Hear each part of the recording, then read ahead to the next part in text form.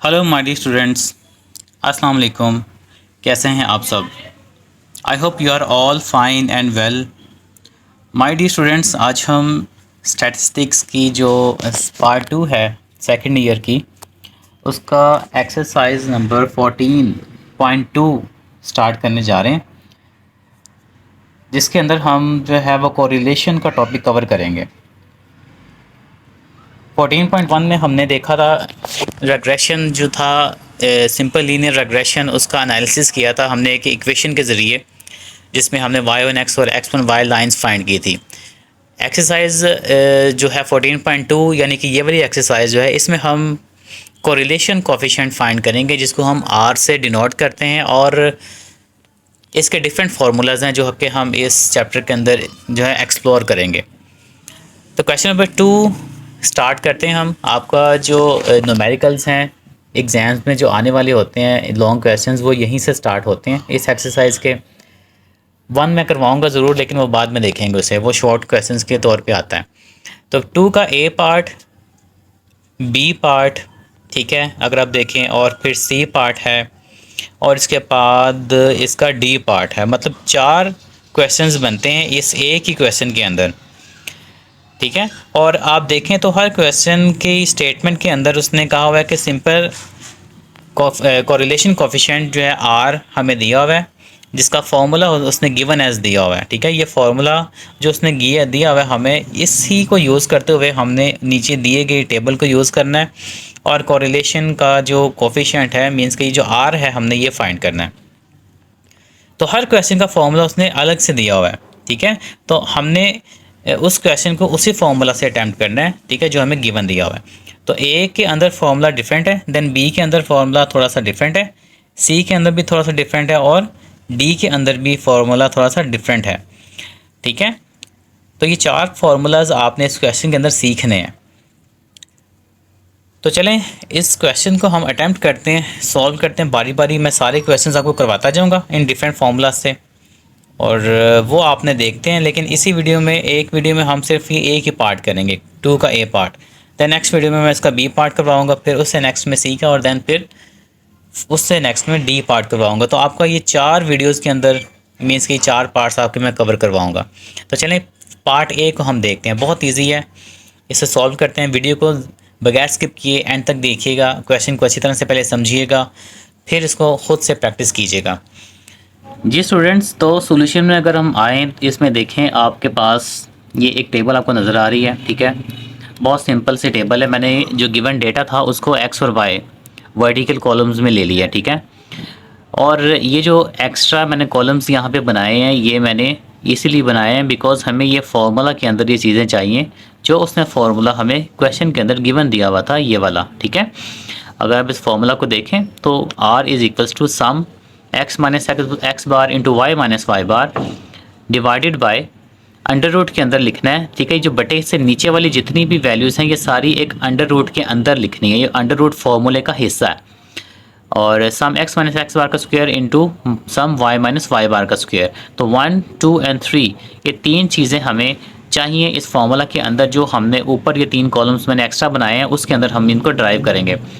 और फार्मूला के अंदर चूँकि एक्स बार और वाई बार भी हमारे पास चाहिए, हमें फाइंड करना है, तो उसके लिए हमने वाई बार और एक्स बार, ठीक है, ये हमने दोनों यहाँ पे क्वेश्चन के अंदर फाइंड करने हैं, जो कि मैंने पहले से फाइंड करके रखे हुए हैं यहाँ पे, वो हमने यहाँ पे यूज़ करने हैं। तो एक्स बार का फॉर्मूला आपको आता है सम एक्स ओवर एन।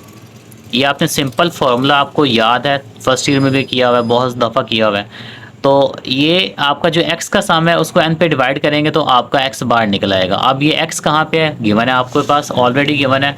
अगर आप देखें ये x की वैल्यूज़ है सारी की सारी, और इन x की वैल्यूज़ का जब आप सम लेंगे तो आपके पास आ जाएगा 320। तो इसकी x के सम को 320 को जब आप उसकी नंबर ऑफ़ ऑब्जर्वेशंस पे 10 पे डिवाइड करेंगे तो आपका x बार आ जाएगा 32, ठीक है। और इसी तरह आपने y बार फाइंड कर लेना है।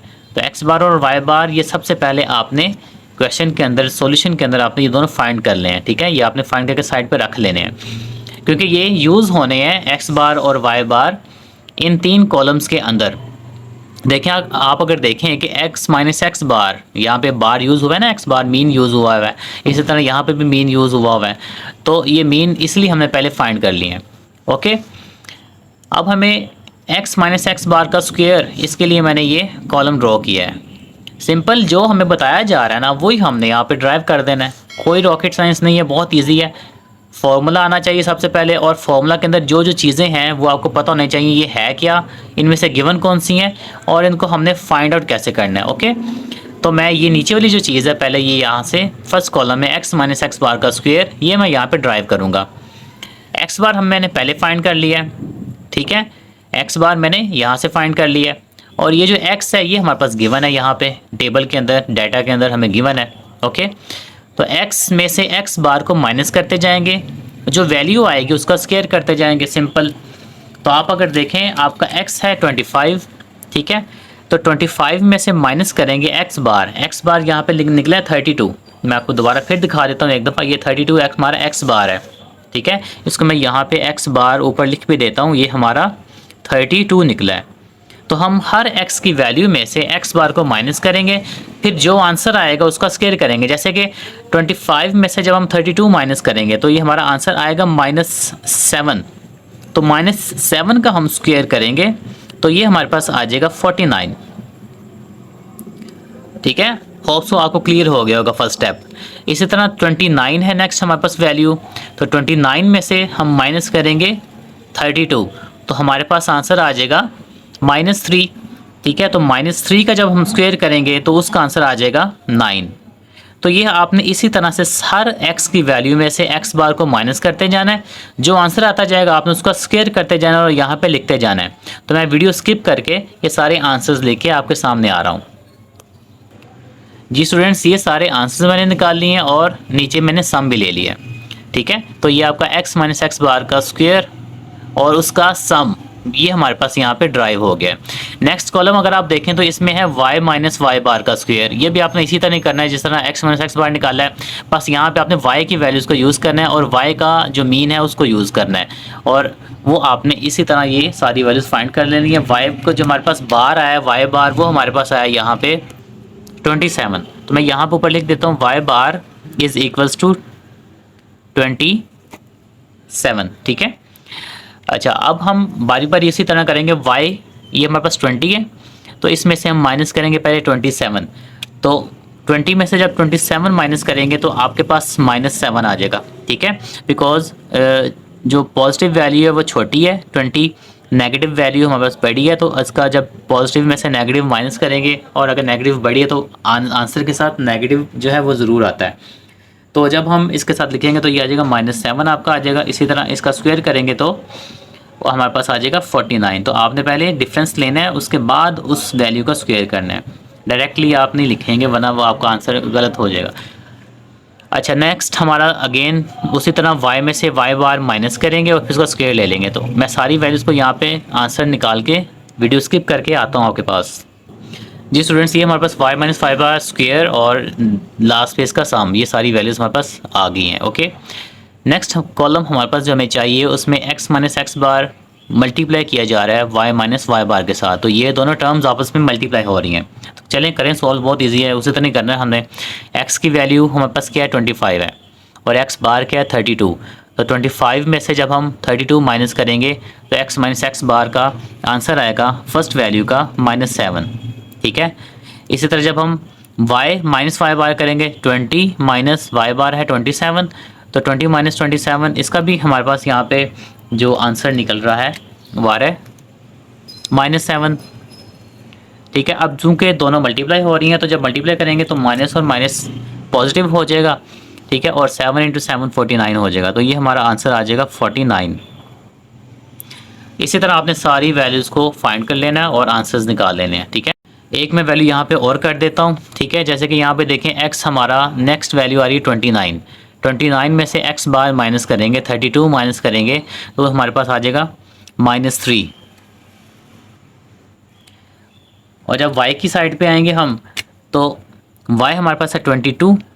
ठीक है, 22 में से जब हम 27 जो है माइनस कर देंगे यहाँ पे, तो 22 माइनस 27 वो आ जाएगा -5।